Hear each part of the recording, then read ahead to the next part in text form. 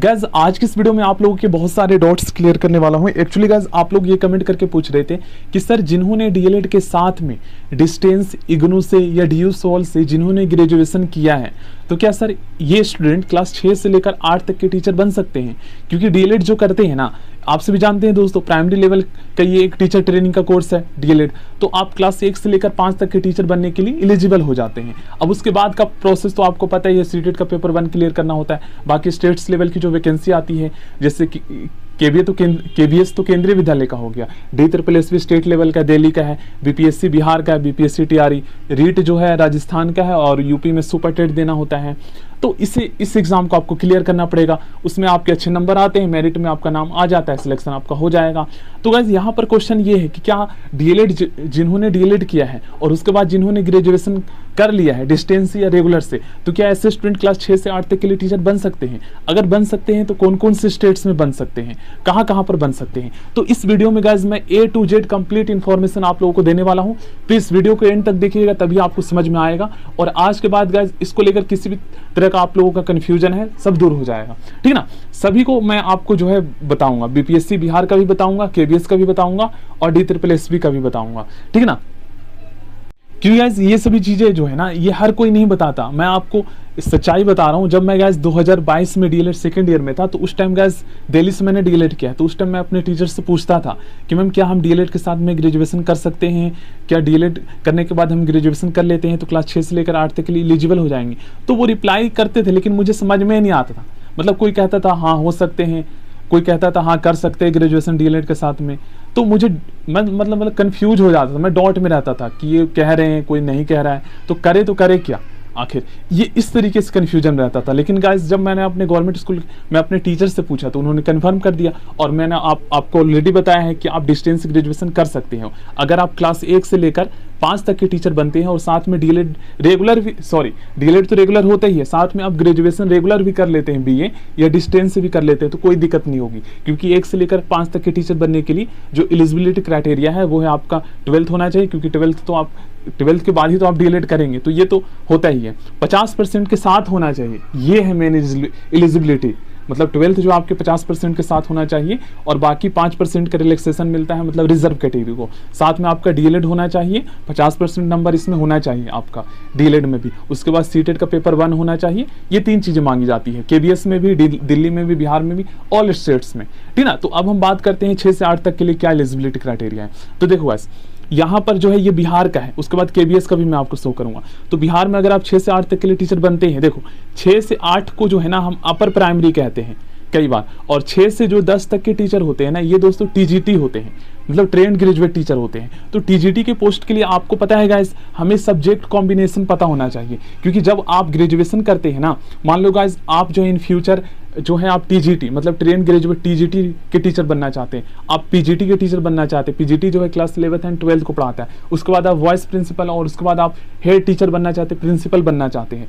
तो उसके लिए इन फ्यूचर बहुत सारे स्टूडेंट जो है ना सोचते हैं कि हम बीएड करेंगे, लेकिन गाइस उन्हें ये नहीं पता होता है कि बीएड में हमें जिस सब्जेक्ट के टीचर बनना है उसका हमें सब्जेक्ट कॉम्बिनेशन आना चाहिए। जब हम ग्रेजुएशन में, देखिए बहुत सारे स्टूडेंट को नहीं पता होता है कि सब्जेक्ट कॉम्बिनेशन क्या होता है बीएड में, तो वो ग्रेजुएशन में एडमिशन ले लेते हैं कोई सभी सब्जेक्ट से, लेकिन बाद में उसका सब्जेक्ट कॉम्बिनेशन नहीं बनता है तो बीएड वो कर नहीं पाते हैं। और बहुत सारे स्टूडेंट बीएड कर भी लेते हैं, क्योंकि जो यूनिवर्सिटी जो होते हैं ना मोस्टली प्राइवेट, वो कहते हैं कि हाँ कर लो, आपका सब्जेक्ट कॉम्बिनेशन जो है 12th के बेस पे बन रहा है, आपका कोई प्रॉब्लम नहीं आएगा इन फ्यूचर। लेकिन बहुत सारे टीचर ऐसे जो है ना उनको हटा भी दिए गए हैं। यूपी में ऐसी खबरें जो है आई थी। तो इस चीज को आपको पता होना चाहिए। तो सब्जेक्ट कॉम्बिनेशन भी मैं आपको बताऊंगा अगर आप ग्रेजुएशन करने वाले हैं तो देखो यहाँ पर आप पढ़ सकते हैं बीए, बीएससी और प्रारंभिक शिक्षा शास्त्र में 2 वर्ष से डिप्लोमा, मतलब कि ग्रेजुएशन होना चाहिए, आपका डीएलएड होना चाहिए और साथ में गाइस आपका सीटेट का पेपर 2 क्लियर होना चाहिए। एक होता है पेपर 1 क्लास 1 से लेकर 5 तक के लिए और एक होता है 6 से 8 के लिए पेपर 2। तो ये आपका क्लियर होना चाहिए, तभी आप जो है क्लास 6 से 8 के लिए एलिजिबल होंगे। अब बिहार में आप हो जाएंगे ऑल स्टेट्स के स्टूडेंट को, क्योंकि बिहार में सबको मौका दिया गया है अगर आपका ग्रेजुएशन कंप्लीट है, सीटेट का पेपर 2 क्लियर है। तो अब हम केवीएस की बात करते हैं। चलिए अब हम देखते हैं दोस्तों केंद्रीय विद्यालय में क्लास 6 से लेकर 8 तक के टीचर बनने के लिए क्या एलिजिबिलिटी क्राइटेरिया। क्योंकि केंद्रीय विद्यालय में क्या है ना, सबसे ज्यादा सैलरी होती है पीआरटी की, प्राइमरी टीचर की, टीजीटी की और पीजीटी की। पेज नंबर 8 पे जो है दिया गया है एलिजिबिलिटी क्राइटेरिया। यहाँ पर प्रिंसिपल के लिए दिया गया है और आप लोग सैलरी भी देख सकते हैं कितना ज़्यादा सैलरी होता है।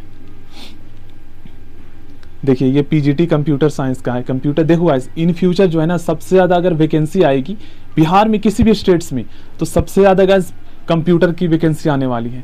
तो इसलिए जो स्टूडेंट साइंस फील्ड से है, जिनका क्लास 11th या 12th में एजुकेशन एंड टेक्नोलॉजी था, साइंस था, तो कंप्यूटर साइंस से अगर आपने ग्रेजुएशन किया है तो आपका बहुत ज़्यादा फायदा होने वाला है, ठीक है ना। तो मैं कहूँगा आप बीएड कर लीजिए कंप्यूटर साइंस से अगर आप ग्रेजुएट है तो, क्योंकि इन फ्यूचर आपका फायदा है। देखो यहाँ पर टीजीटी के पोस्ट के लिए क्या एलिजिबिलिटी क्राइटेरिया है, पढ़िए आप। देखिए ये 4 वर्षीय integrated degree course of regional language of education of NCERT in the concern subject with at least 50% number in aggregate. ये नीचे वाला आप पढ़ो, बैचलर डिग्री, मतलब बैचलर डिग्री का मतलब होता है बीएड, एटलीस्ट 50% नंबर के साथ होना चाहिए, और प्लस आपका सब्जेक्ट कॉम्बिनेशन बनना चाहिए, जिस सब्जेक्ट का आप टीचर बनना चाहते हैं। देखिए जैसे आप टीजीटी इंग्लिश के टीचर बनना चाहते हैं, तो मान लीजिएगा आपने जो है इंग्लिश ऑनर्स किया, या आपने इंग्लिश ऑनर आपने किया, तो इंग्लिश ऑनर्स में देखिए आपका जो इंग्लिश जो है ना सब्जेक्ट, या आपका तीनों ईयर्स में होना चाहिए, first second and third year में, ठीक ना। और मान लीजिए आप टीजीटी हिंदी के टीचर बनना चाहते हैं, तो आपको तीनों ईयर्स में जो है ना इलेक्टिव हिंदी होना चाहिए। ये चीज़ें पता नहीं होता बहुत सारे स्टूडेंट को। आप पोस्ट ग्रेजुएट 11th-12th को पढ़ाना चाहते हैं तो फिर फायदा होगा, क्योंकि अभी नहीं पता होगा, ग्रेजुएशन आप कर लोगे लेकिन बार बार तो ग्रेजुएशन आप करोगे नहीं। अब देखो जैसे आप सोशल स्टडी के टीचर बनना चाहते हो, तो एनी 2 ऑफ द फॉलोइंग, इनमें से कोई 2 का आपका कॉम्बिनेशन बनना चाहिए। देख लीजिए history, geography, economics and political science में से। तो ये चीज़ें नहीं पता होता है। टीजीटी के लिए, टीजीटी मैथ के लिए क्या एलिजिबिलिटी क्राइटेरिया, ये पता होना चाहिए। तो ये सभी पढ़ने के बाद हमें यही पता चलता है कि केंद्रीय विद्यालय में टीचर बनने के लिए आपका बीएड जरूर होना चाहिए, मतलब 6 से 8 या 6 से 10 के लिए, ठीक ना। ये अब आपको पता चल गया। अब D3+V की अगर हम बात करें दिल्ली की, तो 1 से लेकर आप 5 तक के टीचर बनते हैं दिल्ली में भी, ठीक है ना। यहाँ पर 6 से 8 के लिए आपको बीएड करना होगा, और जो स्टूडेंट अभी कॉलेज में है वो अपने टीचर से भी पता कर सकते हैं, ठीक है ना, क्योंकि मैं जो भी है वो सभी प्रूफ के साथ आपको बता रहा हूँ। और देखिए गाइस, इन फ्यूचर जो है ना लाइब्रेरियन का भी काफ़ी पोस्ट आने वाला है, और ये कोर्स आप 1 साल में ही कर सकते हैं अगर आप लाइब्रेरी टीचर बनना चाहते हैं तो। और देखिए यहाँ पर केंद्रीय विद्यालय में स्टेनोग्राफर का भी पोस्ट है, देख लीजिए, आप लोग पढ़ लीजिए, मतलब कई सारे पोस्ट निकलते हैं गाइस।